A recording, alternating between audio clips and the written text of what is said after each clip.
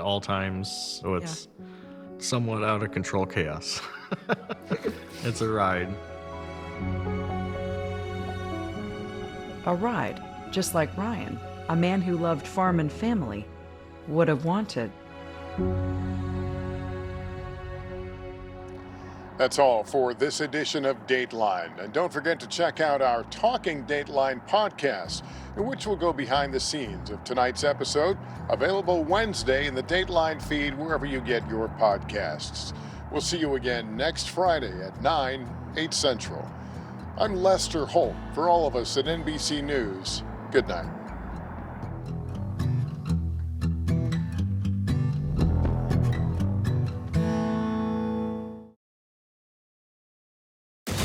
NBC4 News at 11 starts with breaking news. That breaking news is from Panorama City, where at least 3 people have been killed in a multi-car crash. Eliana Moreno is live in News Chopper 4 with more. Eliana.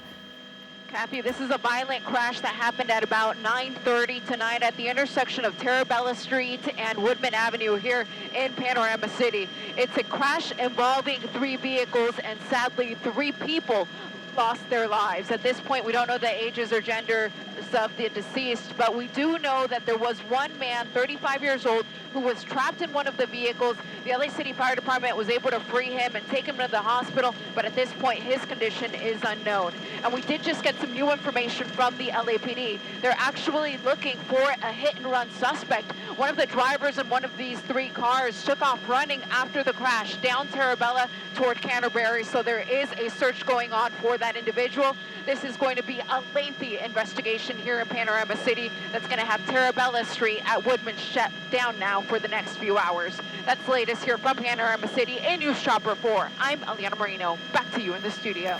Also tonight, we are tracking a controversial development project in Woodland Hills. Good evening, everyone. I'm Kathy Vara, in for Carolyn Johnson tonight. This involves turning a golf course into a development with hundreds of homes and apartments. The people who live nearby say that is a disaster waiting to happen. NBC4's Macy Jenkins joins us live now with the reasons why. Macy. Hi, Kathy. Well, dozens of people packed the pews here at St. Mel Catholic Church in Woodland Hills.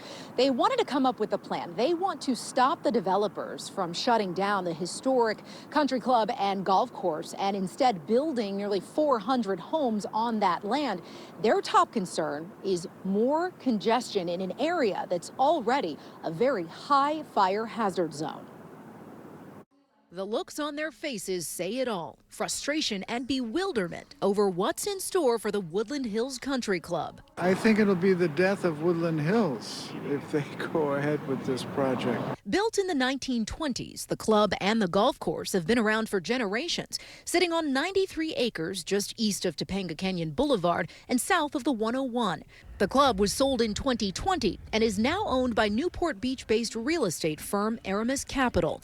According to the project's website, developers plan to close the club and use a 20-acre portion to build 175 single-family homes, 126 apartments, and 97 rent-restricted senior homes. What's your biggest concern about it? The fire risks and just the changing of the character. It's in a very high fire units. There are not arteries to get out of there in case of an emergency. Call them veins and constricted at best. The developers filed an application with the city of LA last month and claim their efforts will help address the housing crisis. They're seeking approval under AB 2011, a state law that fast-tracks housing permits in commercial corridors by bypassing environmental review and public hearings. This is not a commercial corridor, and as a result, it's a misapplication of the law. Councilmember Bob Blumenfield explains that Governor Newsom recently signed amendments to the bill, redefining what makes a commercial corridor. Instead of use, it's the width of the street. He claims the developers lobbied lawmakers in Sacramento to craft amendment language to avoid public scrutiny. If this moves forward under these state laws, it never comes to a vote before the city council. I ultimately think this is probably going to be something that ends up in the courts. Right now, the developer's application is under review by the city's land use, or the city planning department. Bob Blumenfield wants to get clarification from the city's land use attorneys to make sure that this law is interpreted correctly before any further steps on the project are taken. Now, we reached out to the developers earlier this week, and I reached out to the project spokesperson tonight via cell phone. We have not heard back from either. We will continue to follow this story here on NBC4. For now, that's the very latest. Reporting in Woodland Hills, Macy Jenkins, NBC4 News. All right, Macy, thank you. A mother from Harupa Valley was stabbed inside a Macy's department store bathroom in New York City. NBC4 Investigates learned she is an employee of the LA County Sheriff's Department. Chris Jose from our affiliate in New York has more on the attack. Tonight, Macy's flagship store in Herald Square bustling with holiday shoppers following a random, unprovoked attack of a mother. 43-year-old Carrie Ahern, a homeless woman originally from Massachusetts, appearing before a judge.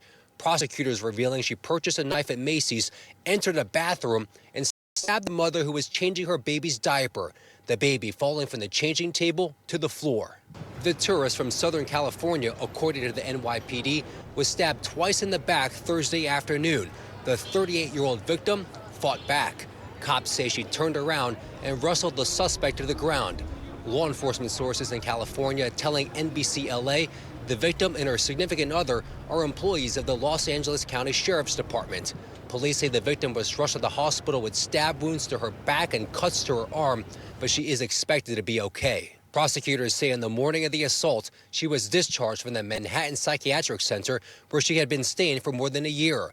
Ahern says she purchased a knife at Macy's and looked for someone to kill, according to prosecutors, because voices in her head told her she had to kill someone or she would be killed.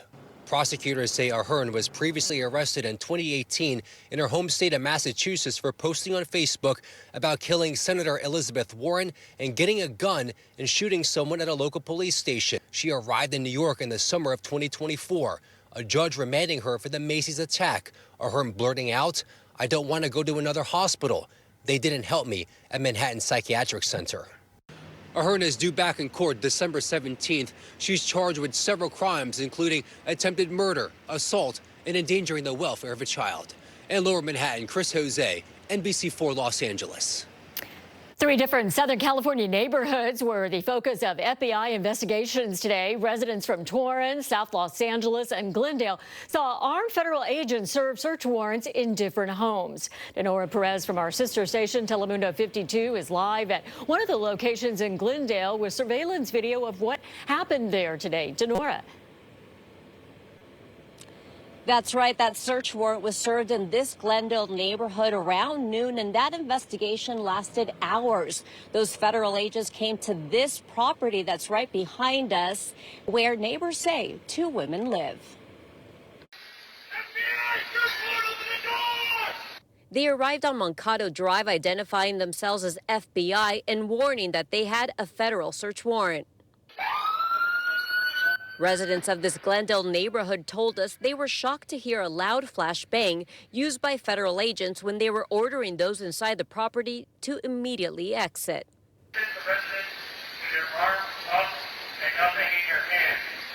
Moments later, a woman walked out with her hands up. She was detained while the federal search warrant was served. Similar scenes were reported in other areas of Southern California. It's the FBI. Residents of a South LA neighborhood saw when federal agents went directly to this property. They temporarily shut down Vermont Vista while they entered the home. In Torrance, another FBI search warrant was served around midday. Hey, y'all, they're not showing me a warrant. They're just here with no warrant.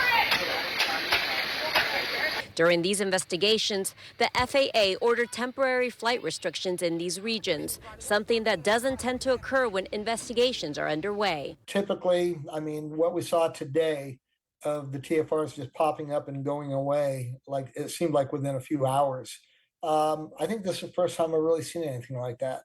Tonight, we spoke to a woman at the Glendale location. She preferred not to give us a comment. The FBI has not said if these 3 investigations are connected. And that federal investigation here in Glendale lasted until about 5 p.m. And we did speak to some residents nearby. They said it was a really scary situation, and they're also really concerned because that information on this investigation is quite limited. We're live here from Glendale. Dinora Perez, NBC4 News. Dinora, thank you so much. We're going to turn to the weather now, looking live from our camera in Long Beach. It is looking pretty foggy out there. Meteorologist Shauna Mendiola tracking the weekend weather. And we really can't see the views out there because the marine layer has gotten so thick here tonight. It'll continue to be like this as we wake up tomorrow. So I want to show you that we do have low visibility at this hour. Even Los Angeles downtown. This is a live shot from our skyscraper cam. You can't even see the city skyline because the fog is in the way. 3-mile visibility only, and tomorrow we could be seeing the fog get so thick from this onshore flow that the visibility will be as low as a 1/4 mile. And we're already seeing things get pretty thick out there. Anaheim and Long Beach right now, 1.75 miles each. So that means if you're driving on the road and you look ahead of you, you can only see clearly past 1.75 miles for those locations. Same for Van Nuys, about 5 miles. And when it gets down to a 1/4 mile, that is thick, soupy fog. You can't see through it. So we want you to be aware that tomorrow morning there is a dense fog advisory till about 10 a.m. with a visibility down to about a 1/4 mile from Ventura County down through LA and Orange County. Hazardous driving is possible due to that. So we'll talk about your weekend forecast and map out what we're going to see here for your 7-day forecast because you might like what you see on the map. I'll send it back to you, Kathy. All right, Shauna, thank you. And Anaheim PD motorcycle officers recovering in the hospital tonight after a crash in Eastvale. Video shows the wreck in the area of Lyman Avenue and Eastvale Gateway. Riverside County Sheriff's deputies say the officer was involved in a crash with a white car. It happened around 4 p.m. and the driver did remain at the scene. The officer is listed as stable tonight. The cause of the crash is under investigation. And take a look at the picture of this man, 22-year-old Andrew Gonzalez, a former substitute teacher. Southgate police arrested him in October, accused of possessing and distributing child sexual abuse material. He has since been released from custody, but now police are showing this photo of him because they believe the suspect may have more illegal material of minors. Police are hoping any other potential victims come forward. Now to a decision with a big impact on the LAPD. The city council approved funding to keep the hiring and training of police officers uninterrupted through February. But that's short of what the mayor and the police chief were asking for. They wanted a long-term fix and $4.4 million to support major reinforcements. The council says that conversation will have to wait now until the new year. We talked to the chief at this morning's police academy graduation, and he said the funding is critical. There really isn't an option in my mind to this. We're down 1,400, more than 1,400 officers right now. We're asking for 410, and 410 doesn't even cover our attrition for this year. We'll lose between 550 and 600 this year. The academy graduated 24 new officers today. Former University of Michigan head football coach Sharon Moore made his first court appearance today, and he pleaded not guilty to felony home invasion, stalking, and breaking and entering charges. The university fired Moore on Wednesday after an investigation found that he had an inappropriate relationship with a staff member. Prosecutors say after his termination, Moore broke into a woman's apartment and threatened to injure himself and the woman with kitchen knives. Moore was released on bond and is set to appear in court again January 22nd. And we're getting a look at new photos from the Jeffrey Epstein estate.